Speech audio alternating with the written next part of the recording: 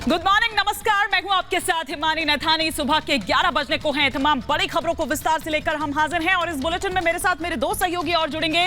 दीपेश बरगले मेरे साथ होंगे, मोनिका ग्रोवर मेरे साथ होंगी। लेकिन इस वक्त जो बड़ी खबर आ रही है वो कांग्रेस नेताओं के विवादित बोलों को लेकर आ रही है, क्योंकि ये विवादित बोल थमने का नाम नहीं ले रहे हैं। अब जो ताजा उदाहरण है वो रणदीप सुरजेवाला का है। वो एक जनसभा में जब संबोधित कर रहे थे तो हेमा मालिनी को लेकर कुछ विवादित टिप्पणी कर डाली, जिस पर हेमा मालिनी की प्रतिक्रिया सामने आई है। उन्होंने कहा कि मैं अपना काम करने आई हूं, जिसको जो बोलना है बोलने दीजिए, मुझे पीएम ने काम के लिए भेजा है। क्यों करते हैं आप उनसे पूछिए ना, because we are very popular, we are famous and so target उन्हीं पर किया जाता है जो नाम वाले हैं ना।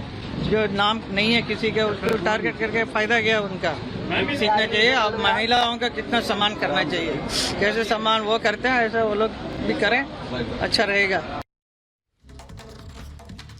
तो रणदीप सुरजेवाला के इस बयान के बाद देश भर में भारतीय जनता पार्टी इस बयान का विरोध कर रही है, निंदा कर रही है।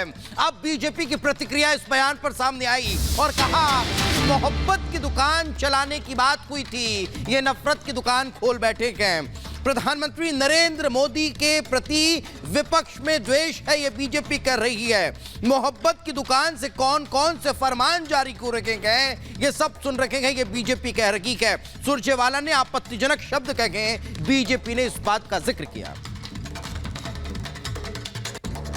ये मोहब्बत की दुकान से कौन कौन से फरमान हैं?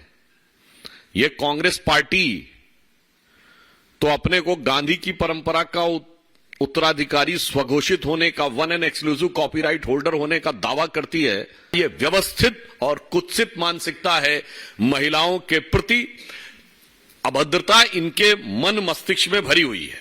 वरिष्ठ सांसद हेमा मालिनी जी के लिए किस प्रकार के आपत्तिजनक, अशोभनीय और अभद्र शब्द का प्रयोग कर रहे हैं, जिसे किसी औपचारिक मंच से बोलना भी संभव नहीं है। यह भारत की राजनीति में कांग्रेस पार्टी के द्वारा महिलाओं के प्रति अवमानना की एक नई निम्नता है। तो बीजेपी के प्रवक्ता सुधांशु त्रिवेदी को आप यहां पर सुन रहे थे कि किस तरह से कांग्रेस के जो वरिष्ठ नेता हैं, तमाम जो नेता हैं, उनके ये शर्मनाक बोल थमने का नाम नहीं ले रहे हैं। सिलसिलेवार तरीके से हम आपको बता रहे हैं। सबसे पहले रणदीप सुरजेवाला की बात कर रहे हैं, जो ये कहते हैं कि सांसद विधायक जो हैं वो विकास के लिए चुनते हैं, ना कि उसके बाद कि वो शब्द जाहिर तौर पर हम आपको आगे ना तो सुना सकते हैं, ना यहां पर लिख सकते हैं उन शब्दों को।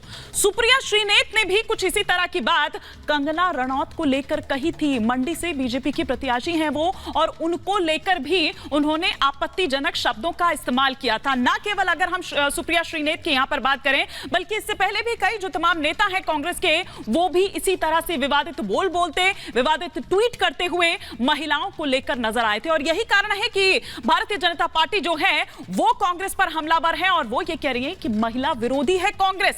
चरण दास की अगर बात करें तो वो पीएम मोदी का सिर फोड़ देने वाली बात करते हुए नजर आए थे और उन्होंने कहा कि एक आदमी ऐसा चाहिए। शिवराज तंगदागी की अगर बात करें तो उन्होंने कहा था कि मोदी मोदी करने वालों को थप्पड़ मारना चाहिए। तो ये यही थमते नहीं है। मल्लिकार्जुन खड़गे की बात करें, कांग्रेस अध्यक्ष हैं, वो कहते हैं कि पीएम मोदी झूठों के सरदार बन गए हैं। तो एक के बाद एक इस तरह की जो टिप्पणियां हैं वो थमने का नाम नहीं ले रही है। कांग्रेस जिस तरह से एक के बाद एक इस तरह से कांग्रेस के जो तमाम नेता हैं उनकी तरफ से जिस तरह के बयान आते हैं, उसे लेकर बीजेपी एक सुर में विरोध करती हुई और कांग्रेस को महिला विरोधी कहती हुई नजर आती है। तो कांग्रेस को महिला विरोधी कहती हुई बीजेपी नजर आ रही है और जाहिर सी बात है, जिस तरीके से महिलाओं को लेकर एक के बाद एक विवादित टिप्पणी की जा रही है, शर्मनाक बोल कांग्रेस नेताओं के सामने आ रहे हैं, ऐसे में साफ जाहिर होता है कि किस तरीके से कांग्रेस का जो राजनीतिक स्तर है वो गिरता चला जा रहा है। क्योंकि राजनीतिक क्षेत्र में बयानबाजी आम बात है, टिप्पणियां करना आम बात है, एक दूसरे पर निशाना साधना, हमला बोलना आम बात है, लेकिन इस तरीके से शर्मनाक बोल वाकई में आपत्तिजनक है। और इस बीच एक और बड़ी खबर आप तक पहुंचा रखेंगे। कांग्रेस पर ब्रजेश पाठक ने भी हमला किया है। कांग्रेस को माफी मांगनी चाहिए, ये ब्रजेश पाठक कह रहे हैं। कांग्रेस नेता लगातार नारी शक्ति का अपमान कर रहे हैं, जनता कांग्रेस को कभी माफ नहीं करेगी। कांग्रेस और विपक्ष पूरी तरह से डिरेल्ड है। हेमा मालिनी जी के खिलाफ जो बयान कांग्रेस पार्टी के एक बड़े नेता ने दिया है, उसका मैं खंडन करता हूं, भर्त्सना करता हूं। कांग्रेस पार्टी को इसके लिए माफी मांगनी चाहिए और लगातार इस प्रकार का नारी शक्ति का अपमान कांग्रेस पार्टी के नेता कर रहे हैं, इनको पूरे देश से माफी मांगनी चाहिए। आने वाले समय में देश की जनता कांग्रेस पार्टी को कभी माफ नहीं करेगी।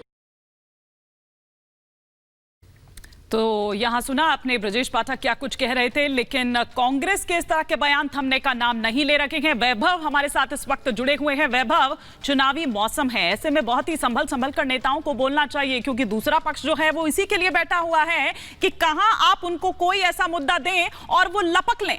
और यही कारण है कि बीजेपी उसे हथियार बना रही है कि किस तरह से नारी शक्ति का अपमान कर रही है कांग्रेस, एक नहीं बल्कि बार बार कर रही है। देखिए, बिल्कुल विपक्ष लगातार सेल्फ गोल को लेकर जो है वो कहीं ना कहीं से खुद में अपने आप में असमंजस की स्थितियों में फंसता जा रहा है। और जैसे एक बार फिर से रणदीप सुरजेवाला ने जो बयान दिया है, उस बयान के बाद अब लगातार पलटवार और पलटवार के बीच रणदीप सुरजेवाला के इस बयान पर खुद हेमा मालिनी ने भी प्रतिक्रिया देते हुए इस बात का जिक्र किया कि अभी उन्हें फिलहाल इस विषय पर कोई बात नहीं करनी है। लेकिन जैसे रणदीप सुरजेवाला ने इस तरह की टिप्पणी जो है वो की है, उस टिप्पणी के बाद उनका घेरा जाना जो है वो तय है। और ऐसी पिच भी बीजेपी तैयार कर रही है कि इस विषय पर अब कहीं ना कहीं से बैकफुट पर जो है वो विपक्ष को ढकेला जा सके। हम उस वक्त मथुरा में ही मौजूद हैं और हेमा मालिनी अपने नॉमिनेशन को लेकर इस वक्त जिलाधिकारी कार्यालय में प्रवेश कर चुकी हैं। तीसरी बार ये यहां से संसदीय चुनाव जो है वो लड़ रही हैं और ऐसे में यहां से नॉमिनेशन और नॉमिनेशन के बाद जनसभा, जिसमें प्रदेश के मुख्यमंत्री योगी आदित्यनाथ मौजूद रहने वाले हैं, उस जनसभा में भी हेमा मालिनी जो है वो मौजूद रहेंगी। अब इंतजार बिल्कुल आज ही का वो दिन, जिस तरीके से टिप्पणियां की जा रही है, लेकिन आज ही का वो दिन है जब हेमा मालिनी अपना नॉमिनेशन भी फाइल करेंगी। अपडेट आपसे आगे भी लेते रहेंगे वैभव, लेकिन इस बीच एक बड़ी अपडेट आपको बिहार से बता देते हैं। पप्पू यादव आज निर्दलीय के तौर पर अपना नामांकन करेंगे, क्योंकि दूसरे फेज के लिए नामांकन दाखिल करने का आज आखिरी दिन है। और ऐसे में पूर्णिया सीट जो कि आरजेडी के खाते में गई है, बीमा भारती वहां से चुनावी मैदान में है, लेकिन पप्पू यादव ने साफ कर दिया था कि दुनिया छोड़ देंगे लेकिन पूर्णिया नहीं छोड़ेंगे। यही एक बड़ी वजह कि अपनी पार्टी का कांग्रेस के साथ विलय करने के बावजूद भी जब उनको वहां से सीट नहीं मिलती है, तो अब उन्होंने फैसला लिया है कि निर्दलीय के तौर पर अपना नामांकन वो दाखिल करेंगे। यादव खुद हमारे साथ है सर, आज नॉमिनेशन कर रहे हैं, उम्मीद जनता भी दिख रही है यहाँ पे, क्या लग रहा है? हम नहीं कर रहे हैं, पूर्णिया की आवाम चाहती है कि उसका बेटा खड़ा रहे। हमें तो सीट मिली ही गया था। हमें तो मधेपुरा